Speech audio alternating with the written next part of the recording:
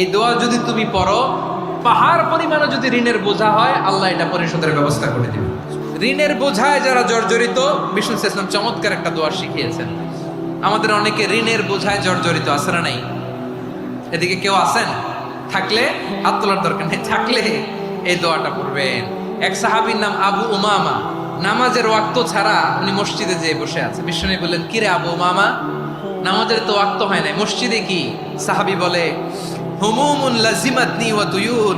নবী গো, ঋণের বোঝায় এমন টেনশনে আছি, ঘরে থাকতে পারলাম না, মসজিদে চলে আসছে। বিষ্ণু বলেন, আমি কি তোমার এমন একটা দোয়া শিখাবো যেটা পড়লে আল্লাহ তাআলা তোমার ঋণের বোঝা হালকা করে দিবে?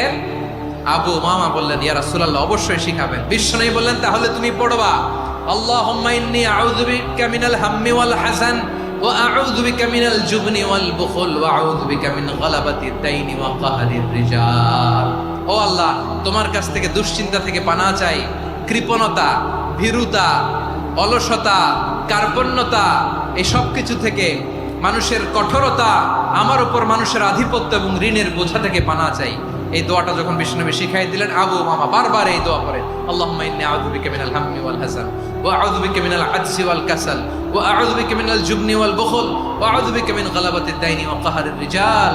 আবু উমামা বলে, এই দোয়া আমি পড়তে লাগলাম। কিছুদিন পরে দেখা গেল বিষ্ণুনবীর শেখানো এই দোয়ার বদৌলতে আল্লাহ তাআলা আমার সব ঋণ পরিশোধের ব্যবস্থা করে দিয়েছেন।